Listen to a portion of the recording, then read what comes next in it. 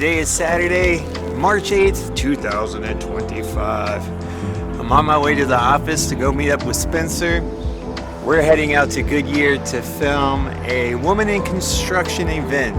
Now, how we shoot could be completely different. We utilize the tools that we have for the creative process that we embark upon, but for me, I have my settings set a certain way so I can be fast and efficient and still produce good quality images. And so I thought, why not share that with you guys? Why not share my FX3 settings with you, how I roll? It does not mean that my settings are good or right. It just is very practical and useful for the type of shooting that I'm doing and what I need to use it for. Alright, made it to Small Giants. Gonna go inside, grab the van keys, some gear, wait for Spencer, and then we're headed out to Goodyear. What's going on? It is March 8th, 2025. Today is actually my sister's birthday. Happy birthday! It's your big brother! Woo! Today marks day 70 of 90 hard. 20 more days. Yeah. Alright, it's day 70 of 90 hard. Let's go. Yesterday was a little nuts. It was pouring down rain yesterday. Crazy weather yesterday. We still got it done. Day 70, 20 more days to go. Let's go get this run done. Alright, day 70. 90 hard, getting it done. First, for those that are new to the channel, my name is Jason. Me and my beautiful wife, our kids, we live here in the beautiful state of Arizona, and I work full-time for a marketing agency called Small Giants. We are heavily in the CRE AEC industry. Basically what that means is we do a lot of filming for construction companies. I have to move fast and efficient on these sites. I've been doing this for quite some time, so I have my settings dialed based on that fast, quick, and efficient process. And so basically I just want to walk you guys through how I set my FX3s, because it probably doesn't make a lot of sense until I explain everything to you. All right, so I have quite an elaborate setup to walk you guys through this. My one FX3, a talking head cam FX3. I have a monitor, I have a switcher, I have my audio, I have my computer, because instead of me just telling you, I would love to show you.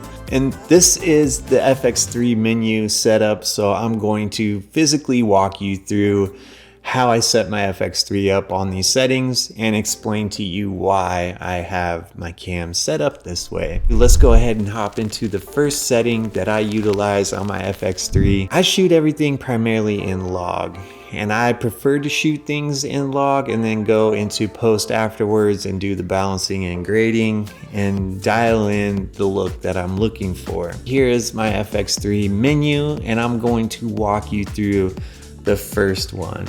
So I am gonna hop into menu. I don't know if I'm gonna be able to see with that. Yeah, so the first thing I do is I like to shoot everything basically flexible ISO. A lot of times I'm moving and grooving, shaking and baking on these sites. So I'm on these construction sites and I have no control over the lighting or how things are going to be lit. A lot of times we are in very dark situations, so therefore I need to be able to control the exposure by utilizing the flexible ISO capabilities. However, there are some downsides to shooting flexible ISO. One, I lessen my dynamic range by shooting this way. These FX3s have amazing dynamic range, especially when you shoot in Cine EI, and you're going to capitalize and maximize that dynamic range shooting Cine EI. Well, you lessen that when you go to flexible ISO. The other downside is you could run into possibilities where I'm getting noise in my image, or I'm blowing out the highlights or clipping. So that is my first setting. Yay! I choose the flexible ISO. Alright, so the second setting that I have on my FX3 is I shoot everything at 12,800. You're like, what the heck are you doing? I'm sure a lot of you are aware that Sony FX3s and the new cinema lines of Sony's are coming out with dual ISO, meaning this thing has a native ISO at 640 and then it has another native ISO at 12,800. I prefer to shoot everything at 12,800 and ND down. I do it this way because it allows me to move fast. We're shooting in dark situations a lot and I have no ability to just set up lights and light it how I would love to light it. So I have to move and work with what I have. It's a native ISO for the FX3. I have no noise, it's a clean image, and my ISO is at 12,800 and I'm NDing down. So I'll show you, I can ND this thing. And like I said, it is producing a very clean image. All right, now there are some downsides to shooting high ISO. One of those is you're going to need ND filters.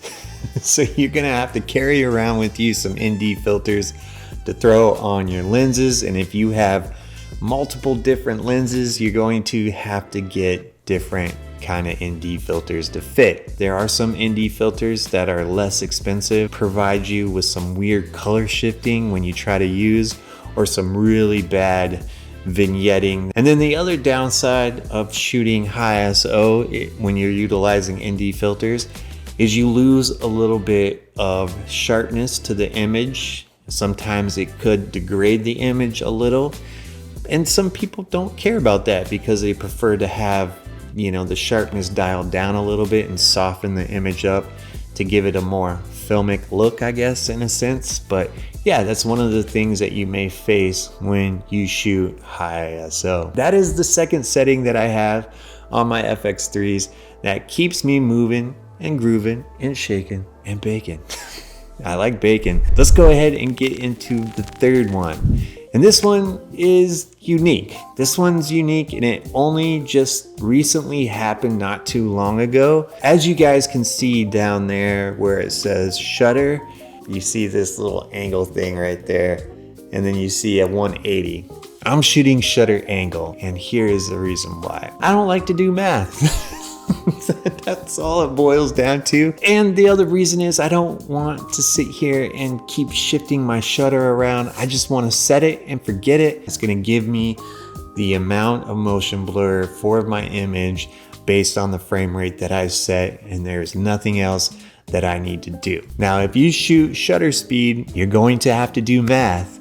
If you're shooting speed, whatever frame rate that you shoot at, you typically have to double your shutter speed. And you change your frame rate to 24 frames per second, you're going to have to change your shutter speed to 48 to get that motion blur, that cinematic motion blur that everybody enjoys on their image. If you were to keep a shutter speed not double, you're going to get some weird jittering things happening to your image, or you get a really tacked, sharp image with no motion blur. It looks like some broadcast like you're watching channel news. There are some downsides in shooting shutter angle versus shutter speed. So some of those downsides are when you are shooting in certain scenarios where you're dealing with cheap LED lighting, you're gonna see some flickering sometimes. You're gonna get some rolling shutter happening and you're gonna see some weird flickering going on.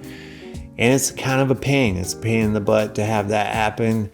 And you can't really do anything about it because you're shooting an angle versus speed. And then the other thing is you lose a little bit of creativity when you shoot angle versus speed. A lot of times people enjoy messing with the shutter speed to create a certain look that they're going for, whether it's a dream look or this weird rapid, frame rate. So it's all kind of jittery, and some people are looking for that. So you lose a little bit of that creativity when you shoot angle versus speed. That's pretty much a wrap on my settings. What are your guys' settings? How do you shoot? At the end of the day, this is not perfection.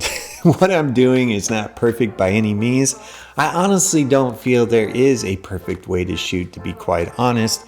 These are just the settings that work best for me and the way that I film. Hopefully you found this video somewhat entertaining and educational to a degree on how I like to shoot and how I have my FX3 set up. All right, I rambled enough. That's pretty much all I have for you guys. So thank you so much for tuning in, and I will catch you on the next one.